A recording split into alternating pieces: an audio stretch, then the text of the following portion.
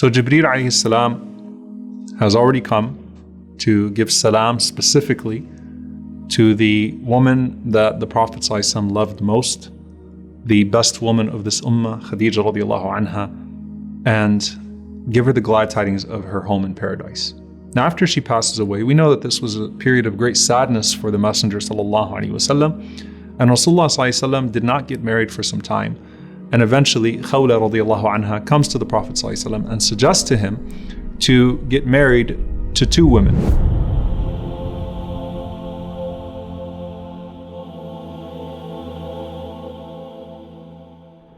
So she brings up Sauda radiallahu anha, who's old and who can be motherly to his children, and she's also particularly distinguished with her laughter. And also Aishah radiallahu ta'ala anha, who she introduces as the daughter of the most beloved person to you.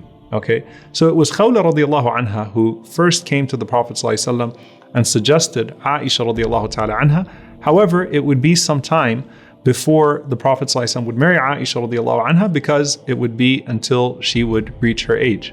However, there is another dream that the Prophet ﷺ says. And in that dream, the Prophet ﷺ sees Jibreel alayhi salam once again. And Jibreel alayhi salam approaches the Prophet ﷺ in this dream, and he shows the Prophet ﷺ a green cloth made of silk. And on that green cloth made of silk is an image of Aisha radiallahu anha.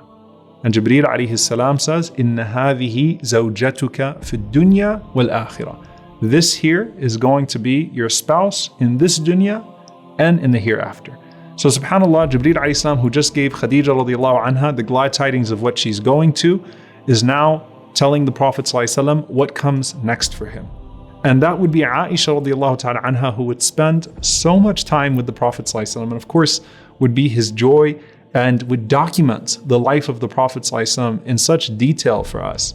And this would be the woman that would be around the Prophet ﷺ in his moments of privacy, in his moments of worship, in so many different moments where he's interacting with Jibreel alayhi salam. So you just think about the amount of times she would have interacted with the angels in the presence of the Prophet ﷺ during his qiyam, which she narrates more than anyone else. And there's a specific narration where Abu Salama ibn Abdurrahman, he said, I asked Aisha radiallahu anha, how would the Prophet ﷺ start his prayer?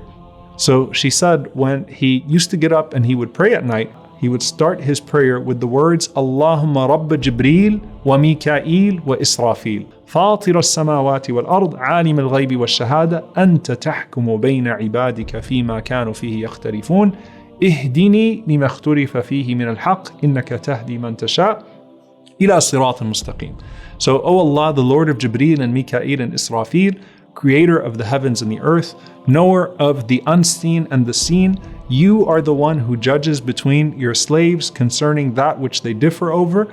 O Allah, guide me to the disputed matters of truth, or through those differences to the truth, for you are the one who guides to the straight path. So Aisha radiallahu ta'ala anha is narrating the way that the Prophet ﷺ is calling upon Allah and invoking Allah, first and foremost, before the Lord of the heavens and the earth, the Lord of the angels, and naming these angels in particular.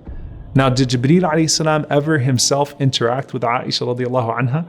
Aisha radiallahu ta'ala anha, she says that the Prophet ﷺ once said to me, Ya Aisha, O Aisha, هذا Jibreel, يقرأ عليك السلام. Jibreel alayhi salam is here and he sends you salam. So Jibreel alayhi salam specifically names Aisha radiallahu anha to send salam to her, and Aisha radiallahu ta'ala anha responds and she says, Wa alayhi salam wa rahmatullahi wa barakatuh, and upon him is salam and Allah's mercy and his blessings. And she says, Ya Rasulullah, tara ma la ara. O Messenger of Allah, you see things that I don't see. SubhanAllah, you are seeing this and I don't see it.